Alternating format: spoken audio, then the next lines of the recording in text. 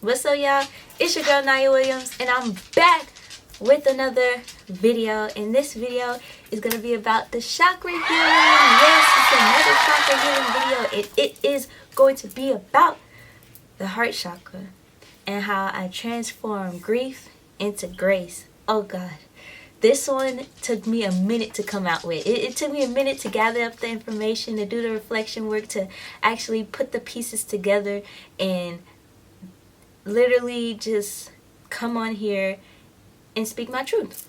And what I mean by it took me a minute, like I had to really sit down with myself and finish grieving and letting it all out, like just letting it go, just letting it all out, just grieving, feeling what I need to feel, and then transmuting that energy and actually putting it into motion, and then writing out the steps and just breaking it down. Like this was a lot for me to do. It was a lot, but it was not impossible. It was just took me a lot of energy. That's all. Not to come out with this video, but to go through the process of transforming grief into grace. It took a lot of energy, all right? So with today's video, I just want to break down a couple of things that I come into realization on in the process of transmuting grief into grace. And these are just the core things that stuck with me, that stood out the most, that made me go, yep, I had to do that. I really had to do that. And if this resonates with you, it resonates. If it don't, it don't. I'm just here to share my peace and to share my truth. That's why I'm here. So the first thing when it came to transforming grief into grace is having a reality check. Like literally sitting there and feeling the grief that I need to feel, feeling the pain that I needed to feel, feeling everything. Just sit with it.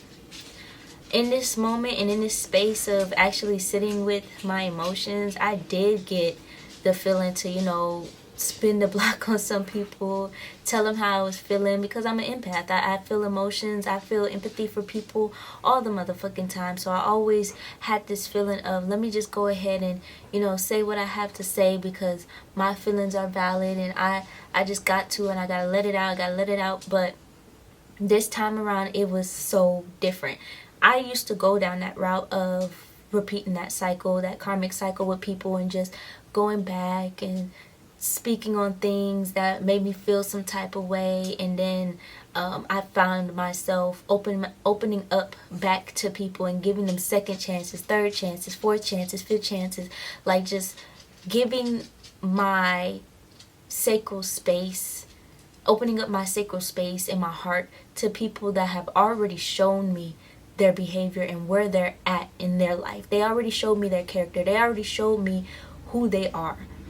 And I did not take the red flags or the clear signs. Like I was not taking that. I was not open to hearing it. I was not open to actually tapping in with my intuition and actually listening to the words of my intuitive voice, the things that are inside of me that show me which way to move and which way to go and where to put my energy into and where to shift and all this extra shit. Like I wasn't listening to that. I was like, oh, they apologized, this means we can start over, or they apologized, or they understand, and this means I can open myself up and be myself. But the fact that I wasn't even able to be myself in the first place didn't even click to me that it was a red flag. Like it just really showed me that I had experienced a lot of hurt and a lot of trauma bonding relationships that compromised my true essence and my true authenticity, like who I truly am outside of being around other people. I had to really get into that space and into my own energy a lot. So that was the reality check. Like I had to realize that I can't keep giving people second chances, third chances. I can't keep putting up with not listening to my intuition. I can't keep having these impulsive actions to move towards something that my soul is pulling me away from. It was that disconnect. It was a very big disconnect, and a lot of it has to do with your third eye chakra, crown chakra, heart chakra, throat chakra. Like I said, everything flows into each other. So when I was in so much grief, or when I was in that space of having so much grief and so much hurt, hurt people. I went out and said things to people and done things to people that hurt them, and they turn around and hurt me right back, and I hurt them again and they hurt me again. So it's just a constant cycle of hurt, and it's a non-stop cycle of trauma. And it was something that I did not understand until I had to fully integrate with it and sit with it and be like, this is what you're attracted to in this season in your life. You're attracted to the hurt. You love it even though it's hurting you. Your ego is feeding off of it, and this is what it likes. It likes this hurt because you can go back and say your two piece, or you can have time of separation and then come back together and share what you've learned, but not really improve on the relationship. It's just going to be in this stagnant energy, and you can just come back and relive this whole toxic cycle all over again. And that is not healthy for me. It was not healthy, because every time I turn around, I'm not pouring into myself. I'm pouring into other people. I'm pouring all of my essence out, and the things that make me who I am, I'm not holding that sacred to me. So it was a very big lesson for me to transmute that grace. Transmute that grief into grace. And I had to understand, like, those people are going to be the way that they are because that's their journey. They're going to say the things that they need to say, or say the things that they want to say, because that's what is being called for them on their journey. Even if you can see that this is toxic, they're going in a toxic loop and they're constantly in toxicity, it is not my place to take people out of that shit. I had this complex of, I gotta be Captain Save-A-Ho and literally go out and help people and compromise everything that is me in order for people to understand where I'm coming from and actually take on my wisdom, or the way that I share my information, or how I am just entirely. And that was not it. Like, life had to smack me upside my head a couple of times to show me, girl, that's not it. Over here giving up your life force and your essence to save people, and you're not over here saving yourself from you, girl. Like, spirit was really disappointed in me.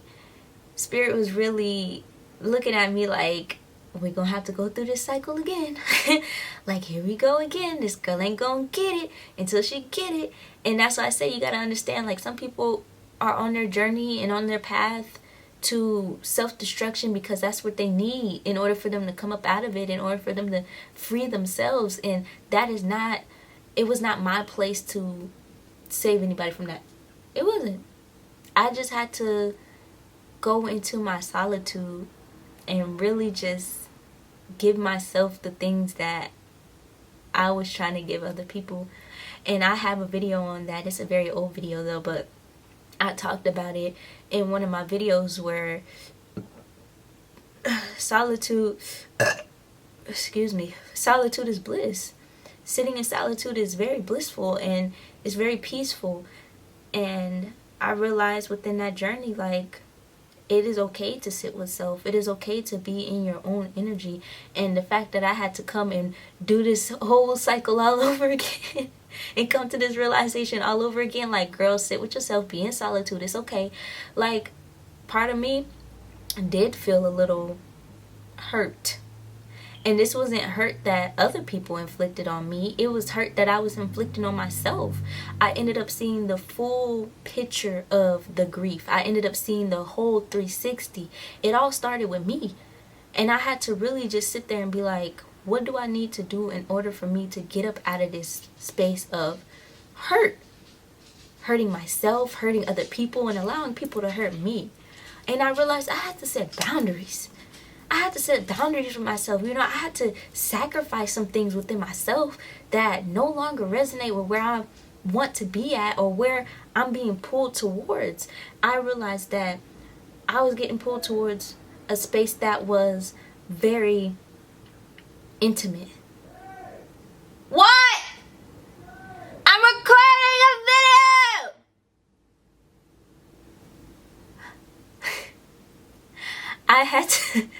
I had to be in a place where I had to set boundaries with myself, yes, and sacrifice what no longer served my soul. I had to realize these are the things that I cannot continue to tolerate. I cannot come to people about or allow people to come to me about. Like, I have to really set my boundaries hard, like where I can't even fumble them bitches. Like, if I'm not talking to somebody, I'm not going to talk to them. If I'm not checking on their profile, I'm not checking on it. If I'm not going to be contacting or trying to get back in this person's energy, I'm not going to do it. If I'm not going to be talking about them, I'm not going to say nothing about it. Like, I had to really stand on my fucking boundaries, man. Like, I could not slip on that shit, because the minute you slip, you're slipping. And I said that in one of my videos, and if you caught it, you caught it. If you didn't, I'm saying it now. When the minute that you're slipping on your boundaries, on your morals, on your core values, and people see you slipping, you gonna slip. And it's gonna be a slippery slope, okay? And you're gonna sit here, you're gonna be like, whoa, what the fuck just happened? And you lost your shit. But it's not in a way where you're like losing yourself. It's just in a way where you're like, you crossed your own motherfucking boundaries, bitch. You crossed your own boundaries. And you know you did it. Because the minute that I crossed my own boundaries, I felt that pain again. I felt that grief again. I felt that hurt again. All over again. So now coming into the space of real divine solitude, where I'm able to be in my own energy in a healthy way, where I'm pouring into myself and making sure that my aura is clean. And I'm talking about, you know how people go and they clean their house, they mop, they sweep, they clean the windows, they dust off all the cobwebs on their shit, and it maybe do some renovations, some whatever the fuck it may be. That's what you have to do spiritually and mentally. You gotta clean your space. You gotta clean your energy. And that's where I was at. And this is where I'm continuing to do that shit too. Like, I'm continuing to clean my aura and to clean my space and learn how to be in my own energy 24/7 instead of allowing other people's energy to influence my own energy. So, like, for example, when I go to work and people are on the time that they're on, or I go to these community events and people are on the time that they're on, I have to consciously remember people are going to behave the way that they're going to behave, because that is their life, that is their journey. It has nothing to do with me personally, and I should never take it personally, because the minute I take things personally, as an empath, I take it in. I'm taking everybody's hurt in. I'm taking everybody's feelings in. I'm taking in everything. And I can't do that when my boundaries say not to do that shit. Because the minute I do it, I'm holding on to shit, or I'm taking on shit that isn't me. And so what I practice doing is respectfully challenging people's perspectives, or respectfully challenging what people come to me about. And it's in a way where it's like it's questions. I ask questions all the time. You know, I ask them, how'd you do that? What'd you do afterwards? How'd you get through that? What things did you learn? And these are questions that come up to where it takes time for people to think, like, oh, I never thought about the lessons I learned. I never thought about how I transitioned out of that shit. Like, I be trying to get the gems out of people, because that's what I be doing. I be sharing my gems. So I intentionally have conversations with people where they have to bring gems to the table too, and not just in a way where it's like we're trauma bonding, or we're over here just spewing out all of our hurt towards one another. No, it's a very learning experience. It's a way where I can get to know you as a soul, as a person, see your character and how it is. And so when I sit back and I look at people and I say to my mind, if I was in a situation where I needed help, these type of people I could not rely on. These type of people I can. And these type of people, and they're probably going to be iffy, so I need to pick and choose what type of situations I'm going to need help on. It helps me categorize people in the correct category, in the correct path that they need to be in my life. One thing that I learned when it came to building healthy relationships is that how my world operates is like it's like a clock, you know, that everything has its place, everything functions in the way it needs to function in order for the whole entire system to cooperate in the way that it needs to cooperate in order to flow in divine energy, in this sacred energy. Because I know a lot of people say positive and negative energy, and this is something that we cannot avoid. Positive and negative energy is in the motherfucking atmosphere. It is in the world. It's all around us. You know, duality, yin and yang, is everywhere. So I can't get rid of negative energy, but I can use negative energy in a specific way for the system to flow properly. But that means I cannot take on that shit. That's where the boundaries come into play.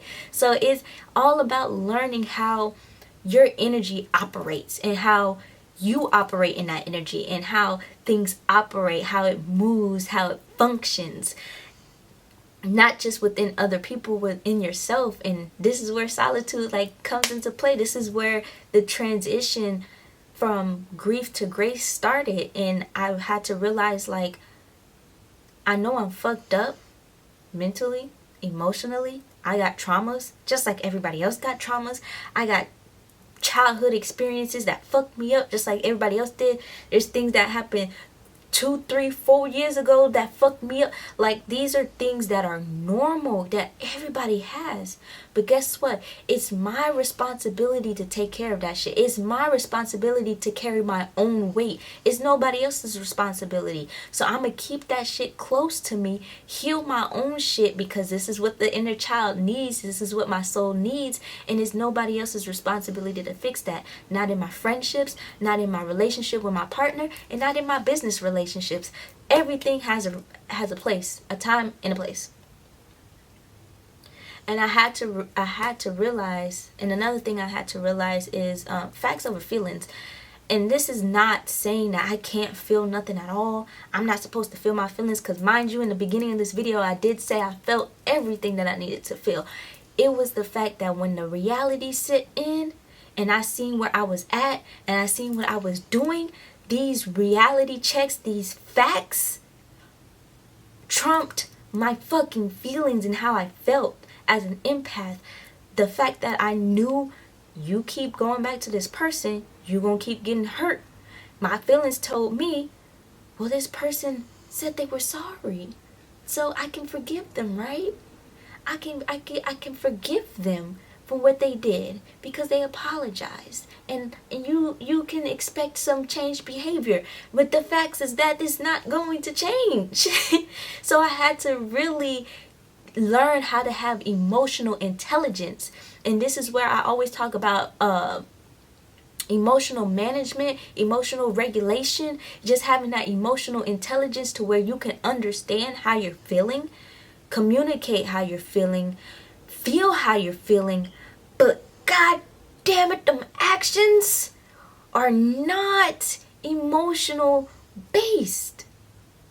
You feel how you need to feel. And for example, one of the situations I will share is I would be having a conversation with somebody dear to me, really close. I already shared that emotional space, so that emotional space with them, right? And they say something that really don't sit with me well. And my initial reaction would be cuss their ass out, fight them, or tell them how you be feeling, without any intention to resolve anything. And this is where shit be going south. This is where I be going back into my old habits. This is where I'd be doing all of the fuck shit and being addicted to the drama and the toxicity. Like, this will be feeding into my ego because this is what it likes. But when I learned how to have emotional intelligence, I learned, okay, I can recognize when somebody's feeling some type of way. I can recognize when I'm feeling some type of way. But when I communicate, the communication is to resolve whatever problem that is in between us or in front of us. And that is it. It is not here to, my emotions are not here to shame this person or tell this person how I feel or fight with this person or go back and forth and bump heads and dismiss this person. Like, no, that would be me moving out of my emotions and being so, what is it called? I just said it earlier, impulsive.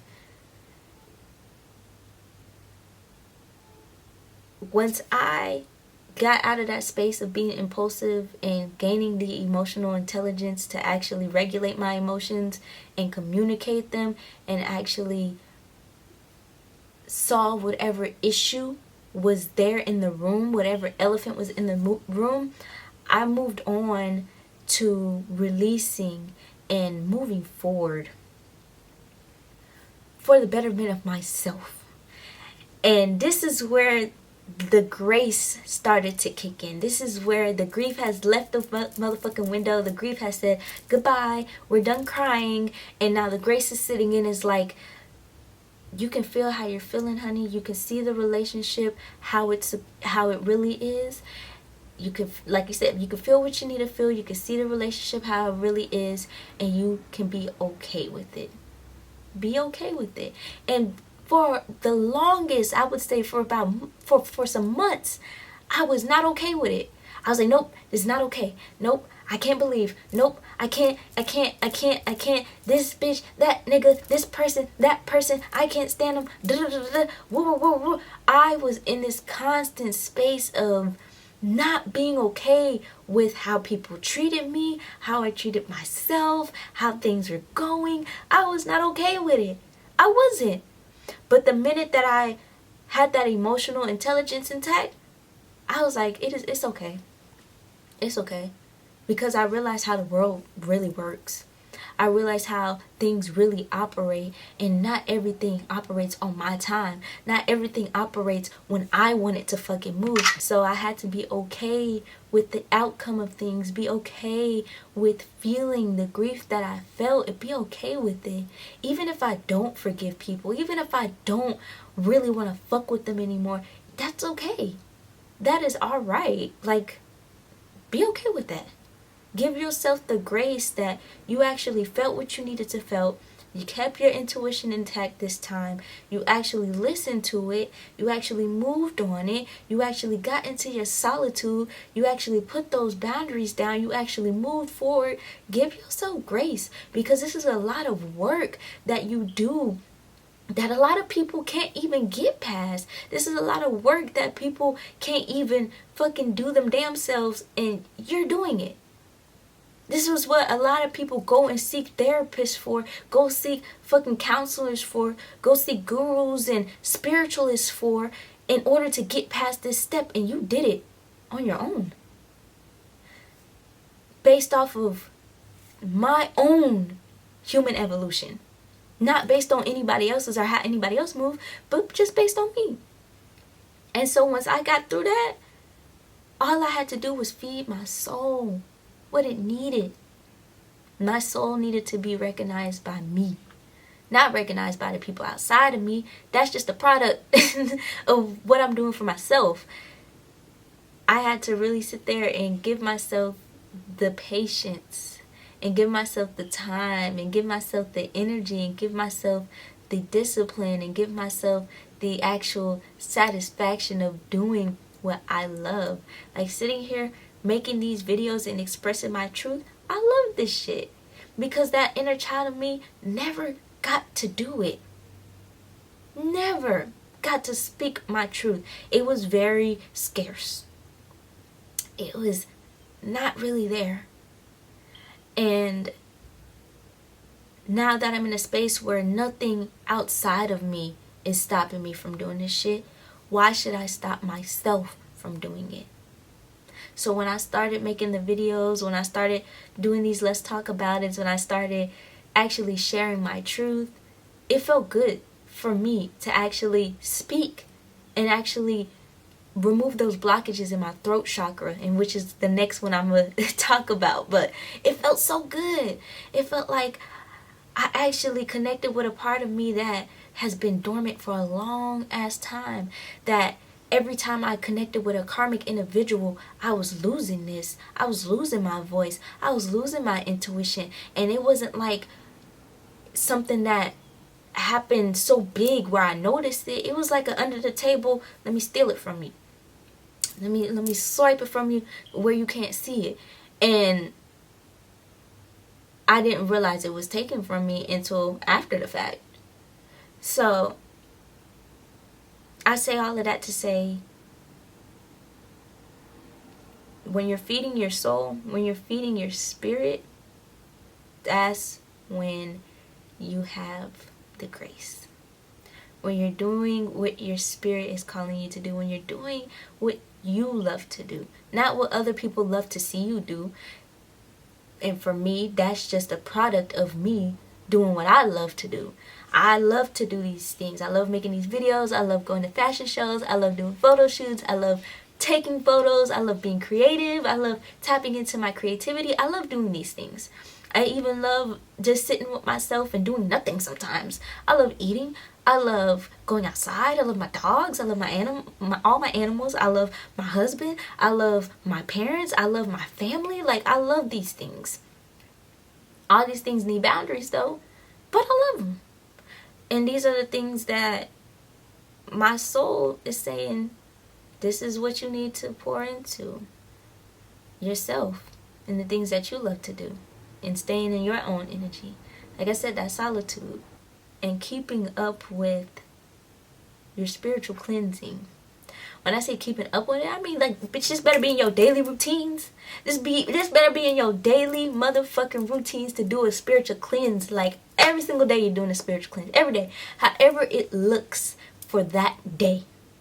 Some days I might do a bowl sounding thing for 15 minutes. Some day I might listen to the 432 or 550 hertz music, or whatever kind of hertz music I want to listen to for that day. Or I might go outside and listen to the birds. However that spiritual cleansing is for that day, make sure you sweeping the porch, sweeping the floor, mopping everything, dusting shit off, upgrading your mindset. I always say, treat your brain like it's a motherfucking computer. Update that shit. It needs a new system, a new hard drive. Make sure you're updating it. Make sure you're cleaning out all the cookies and all the viruses and the bugs that are in it. Make sure you're making sure that you're cleansing your spirit. Make sure you're cleansing, doing the spiritual cleansing of your aura. And it all starts internally. It all starts with the self-reflection. It always starts with the integration with self. And realizing where the fuck you're at. And what you're doing, what you're tolerating, what you're feeding into.